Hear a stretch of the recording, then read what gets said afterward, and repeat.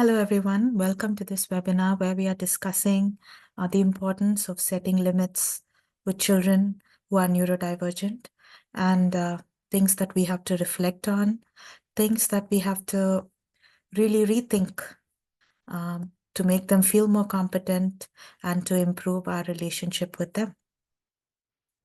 So I'm sharing my screen and let's really think about what it means to set limits with children when they have special needs.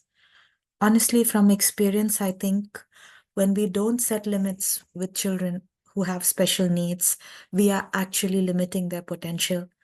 And I know it's a little complicated when we look at their struggles, when we see them undergo certain emotional experiences, we really feel challenged in our mind about whether we should be firm and whether we should have these expectations from them. What does setting limits actually do for us as families on the long run? If you come to think of it, for a child with special needs, especially autism, working through their day, uh, moving through the environments that they are put into is actually like, groping through the dark.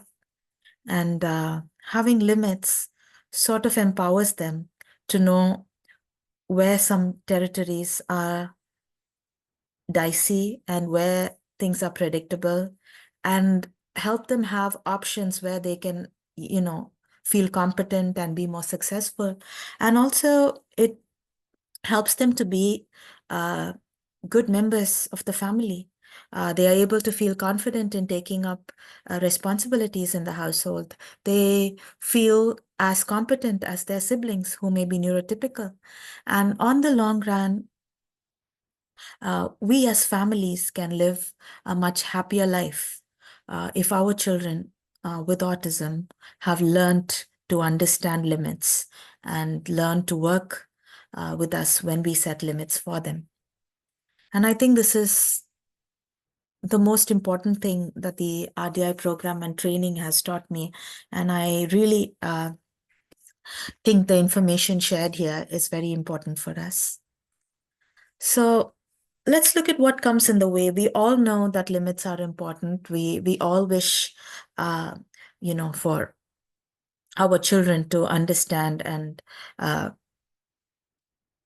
know where we are coming from when we say no.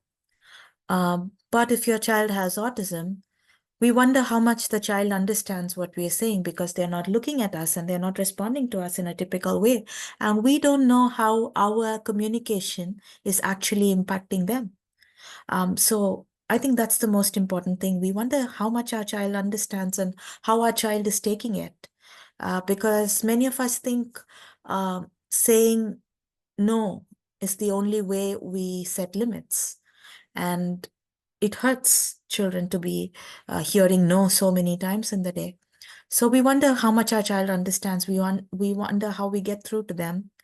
And sometimes we don't know what things we must limit. And I think that's a very important issue to consider because in autism, screen time does a lot of good to regulate the child and learn some predictive social skills or even to feel good about themselves. Screen time does serve a purpose.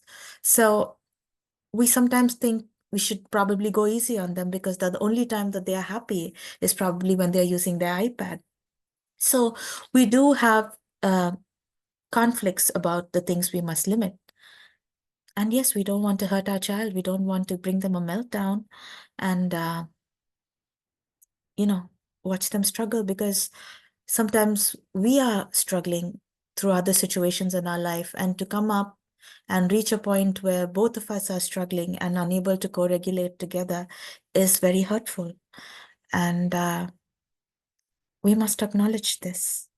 And at many times, we don't know if we have the emotional reserves to deal with a meltdown and a breakdown.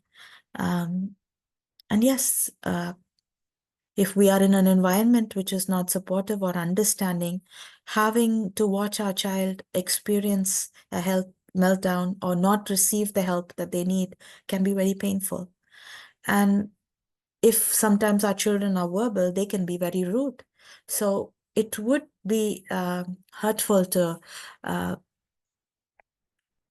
sometimes feel humiliated by what they say when a demand is placed on them. So we do feel hurt. We do feel powerless as a parent when we set limits sometime. And sometimes there's a miscommunication about what really we want in terms of intention with our children. And we realize that sometimes they don't, many times actually, don't mean to be as difficult as they present themselves with at the situation. So we feel guilty and we just wish, oh, I just could have, let it be. So these things are crucial. It is good for us to be aware as parents that we experience all these difficulties, and they are not small things. They stay at the back of our mind and influence the decisions that we make. So the important change that I think we must make in our life is that limit setting is not forced compliance, and really staying true to this purpose, that we're not going to make our children do things without thinking. Rules and directions are made primarily for safety, and our whole approach is going to be about making our children realize why they have to do this and how these limits are actually helping them.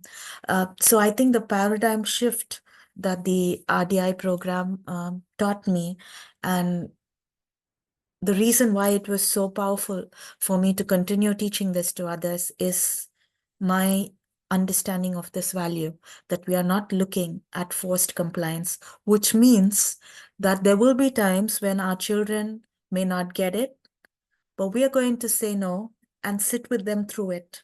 We are going to sit with them to help them process it. We are not going to hold an ultimatum for them to learn something. We're not going to insist on something without meaning. We're going to try to understand if they are not complying, why they're doing it, and we're going to offer a place where they can build on understanding while we are setting limits for them. So what we want is for them to think. Now, setting limits when your child is neurodivergent is not about their age. It's not about what their peers are able to do. It's for us to ensure that they are developmentally ready to understand limits.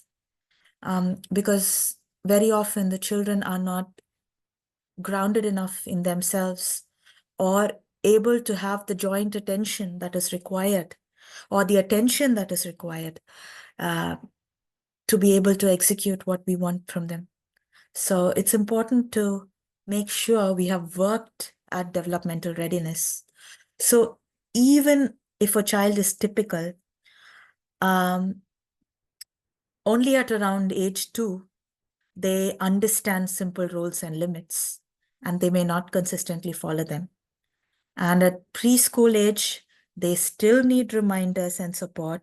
And even school-going children, though they can understand rules in various contexts, they still need guidance and support to be able to carry out these instructions.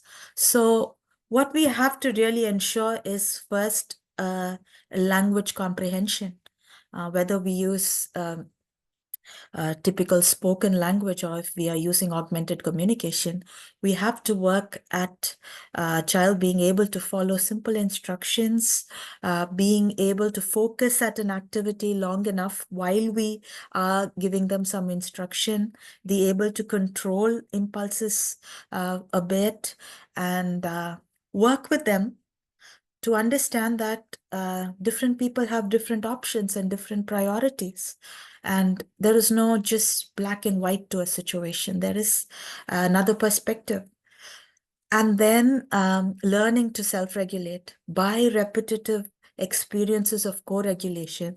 That is when your child is really in a position to understand limits. And we just can't force limits without these foundations. So before we decide to set limits, it's good to work on these foundations and make sure they are competent and understanding what we are saying. So now those who have autism are also struggling with other situations that are unique to their brain wiring, which we have to understand and be empathetic to while we set limits for them. So it's just not about understanding and following something. When you have autism, different other factors come in the way. So one important factor is to understand that those with autism, when they experience anxiety, it really shows up as something else that we must understand. So something that was very important for me was understanding chandeliering, where a child appears to fly off the handle for no reason. So it is hurt and anxiety that someone nurses for very long, that something seemingly trivial sets them off. And anger and defiance come up frequently, and negativity is a frequent aspect in those who are struggling with anxiety. So if the child has had a hard week, the child is really struggling with something, it's really unfair to be more insistent on them. And even activities that bring about a very sharp response and set up anxiety in the child can lead to avoidance and appear. It's also very important to know that anxiety can appear to look like lack of focus. And so if your child is not eating well or having difficulty with sleep, uh, it means that they are nursing anxiety, which may not be obvious to you, especially if they are verbal. Um, and really understanding this and giving them resources for working on their anxiety every day is so important while we work on limits with them, and acknowledging that they are struggling with anxiety, though it's appearing completely like a type A personality, alpha child who's sort of trying to have everything under control, is actually struggling. And also that, avoidance progresses in stages that we may not really acknowledge. So giving excuses or delaying listening to us is just a beginning. If they are repeatedly not able to cope with the limits and the demands we have set on them, it can lead to physical incapacitation and a withdrawal to just saying what they like. Now, these are things that you confuse, we all confuse to be autism symptoms. And we try to sort of teach them more or train them more so that, they get better. But I've learned through experience that sometimes less is more. Rest is more important than excessive practice. And somebody trying to, get into a tussle with us over listening is actually struggling. So a need to take control, a need to fight the demand is someone who's not able to handle it. And they need support there. It should not get into a power struggle at this point, which we, without the awareness, many times get ourselves into. Now, if we don't really work on these lower steps with our children, we'll reach a place where they will be running away whenever we demand something, show aggression, or, some of them get agitated or take on to self-harm. Now, this is true for every person on the spectrum, whatever age they are.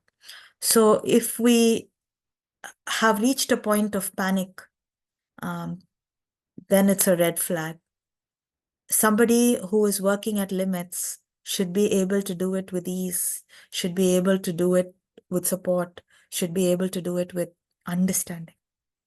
So if we brought ourselves to that point of setting off a panic and avoidance, we have to take a break and work at co-regulation. Now, unspoken distress in autistic children can work and deeply on their minds and result in a sensory meltdown or burnout. So if we, with our intention to teach them more, get them to do more, get them to function more, lead them onto a situation where they have a sensory meltdown, where there is an exaggerated reaction and there is a distress response even when there is no audience and the child feels spent and a child feels a sense of shame after they've had a meltdown. Um, we have to allow them for rest. It's okay to take a break, to offer support, to help them tide over that situation, than insist on our limits there. And I think that's the most empathetic and right thing we can do when we are working with someone on the autism spectrum. So if we find a child at some point doing really better, we tend to sort of discount the efforts they have made to get there, and we think, oh, he's got this now, let me just let him to do this, let him get her to do that. But it actually takes a period of processing which we must allow, and less is not more. And that's the most crucial lesson I've learned. Offering pace, offering them time is the most kind thing we can do as family members and therapists working with them. So if you sense a sensory burnout or a meltdown, do not mistake it to be a tantrum. When somebody has had a tantrum, a typical child has a tantrum, they do not feel emotionally drained after that. They can resume their normal routines with ease. And at that time, reminders of boundaries, reminder of consequences in a tantrum will work. But if somebody is having a meltdown and a burnout, retaliating the consequences, retaliating the instructions do not work. So if you've gotten a child to that place, step back, get yourself and your child to safety, work on co-regulation. And when your child is calm, you can have a plan to work on this again. And I assure you, over a period of time, you will build a stronger foundation to understand limits, and you will be that safe person for your child to work on themselves.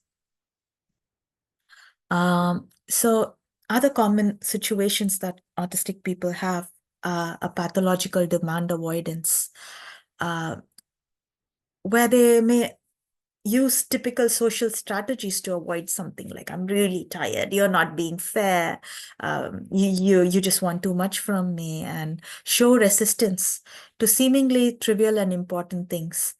Now, these conditions are mostly common in children who are verbal and who appear to not have many struggles. So that is why in my life, I've taken this resolution that somebody is autistic, they have to be acknowledged for that. And their needs have to be met. And it's just not like, you're doing well because you have autism, so you can just manage. Everybody on the autism spectrum struggles with the core deficits of autism spectrum that I've discussed in my previous webinar with you. So it's important to acknowledge that if they've gone into a place of demand avoidance, they have struggled. And these children, though they appear to be comfortable and carry out certain repetitive patterns. Like they've learned to mask their anxiety, they've learned to mask their autism in order to fit in. So they do a lot of repeated they insist on certain things like a certain schedule and role play, and uh, they they are gifted children who are learning to handle their deficits in ways that give them more power and control.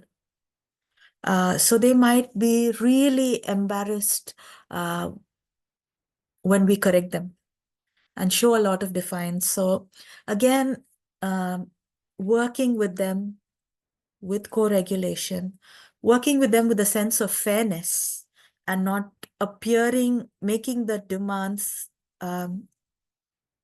making the rules appear as demands is very important. We have to keep emphasizing that we are coming from a place of equity where we acknowledge that having limits is hard and controlling ourselves, regulating ourselves to follow some rules is hard, and it requires practice, it requires support, which as family, as parents, we will guide you with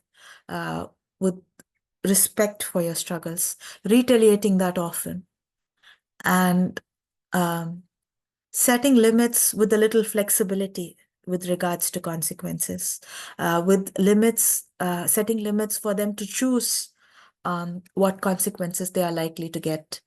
So working on tweaking that a bit will be a better option than getting into a power struggle with these kids.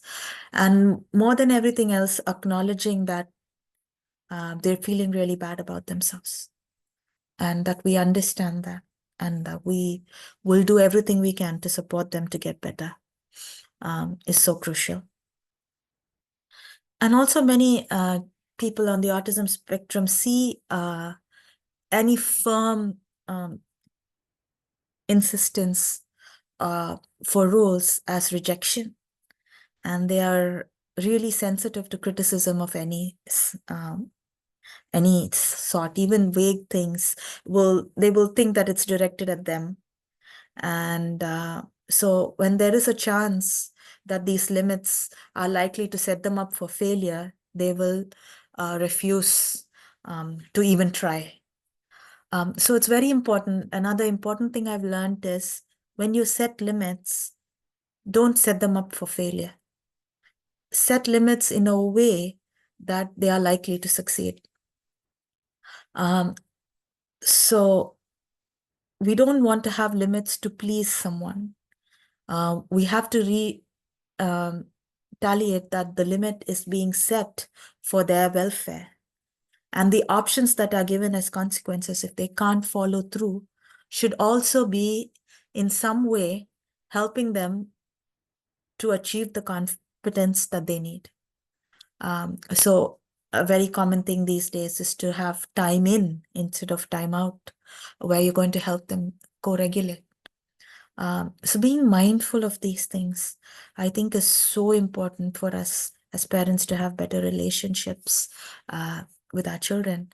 And while we are doing on this, it's okay to have a compensation. Yes, we will definitely fade them away after necessary skills are learned and maintained. But we shouldn't feel guilty as parents or incompetent as therapists if we have set up a situation where a child needs to be offered a compensation. I really think we shouldn't look at that as failures. And as parents and therapists working together, when one of us has chosen to give a compensation, we should not judge each other for it. And we should talk it through and work on a way that setting that limit will be more efficient next time. So we can offer sensory tools, and strategies for comfort. It's okay to take fidget toys along to the shopping cart if your child is not going to listen when you say no. It's okay to carry all these things along with you to comfort them. to have picture boards and rules explained visually when you're traveling or going somewhere with your children. And it's okay to go back home and revisit the situation with certain social stories to explain and help them reflect on it. It's okay to take a break when something has gone wrong and get calm and come back and try it again. It's okay to divert your child if they are in a position to have physically set themselves up for being harmed. It's okay to just remove them from that place, divert them, make sure with some sensory compensation, make sure they are calm and come back again. You will be able to, with co-regulation and working together with your child, bring them to a position where they can really check with you before doing something that they are not sure about. You can work on that skill. But till then, it's okay to just remove them from that place and make sure they're safe. It's okay if you want to break your consistency in routines in a small way um, to help them accept changes. It's okay that you have a certain uh, fixed structure to your way you do things in the beginning, and then help them develop the skills to be flexible around it. It's okay. These are all compensations. These are not solutions to the problem. Um, I will retaliate that. But if they serve to make your child feel safe and competent at any point, it's all right to use them. And we should not feel guilty using them. Just go back, reflect, work again, and build the skills that are necessary. So long-term solution to make your child understand perspectives and follow rules is to co-regulate and learn to teach them how to self-regulate through a guiding relationship that we have with them, spending time every day. And I firmly believe that, like the quote I've placed on the screen, discipline comes from the word disciple, or someone who's in a position to learn. So they believe in their teacher. They have a dedicated time to learn a particular skill. So if a student actually is ready and has trust on their teacher, they will be able to work themselves through the challenges that discipline brings about to them. And also that sometimes when we react, our behavior has deeper things as parents and therapists from our own life experiences. So it's important for us to be conscious and mindful about the things we set limits for. These are culturally rooted experiences that happen because of our own traumas in life, about things we have heard, which make us feel very small, feel very judged. And those are things which trigger us. And, for instance, having our child just yell at us could be very triggering. If we have been raised in a culture where expressing negative emotions is very wrong. So we may not be able to be fair and reasonable in those situations where we get into a power struggle with our child. So it's always good, if we struggle, for us to reflect on what we are feeling, what we are afraid of, and where our mind is trapped in the past, and how is it really in conflict with our values, and why we resist being calm. I think as parents and as therapists, we should be aware of this. Because I remember in my case, like I would feel I'm failing as a therapist if I don't get the child to comply. So this was very important for me to work on. And I really think everyone working with children should contemplate about this. What's going on for me right now when my child and I are feeling a sense of resistance with each other? So please work at developmental readiness before discipline. Make way for your child to experience competency and raise the bar one step at a time. So if you have set limits, begin with some things in the house. Begin setting limits in places where the child can co-regulate and self-regulate without feeling shame. And then set out to apply it in other situations. And you can also, even give consequences in grades so that they become bearable for the child, and the child can carry them out safely. So it's very important to set our children up for success and raise the bar one step at a time, but keep the bar high. The rules and the limits should be the same for everyone in the family. Set the bar high, but set it one step at a time. And be clear, consistent, and carry out through, but show empathy while you are setting limits. So 90% of what we say may not really happen unless we follow it through, and we say and do, and we repeatedly get to see and hear about the experience that we have had together. So it's important that we see and hear about the limits that we are setting up, and we say and do it consistently. So there's a video link here, which I will send to you of a blog. So my reminders in the schedule is always remember to dignify your child and yourself as you're working through limits. There is no reason anyone should feel small. And it's important that all members of the family stay on the same page when it comes to discipline. And you don't have to explain yourself or even answer your child when they go back and forth with you over and over. It's enough if you say something clearly once. And it's okay if you have failed once to set a limit and you're going to go back and work on it again. You don't owe this explanation to anyone. So keep calm and carry on. I hope this was useful to you. And for any questions, please reach back. Thank you.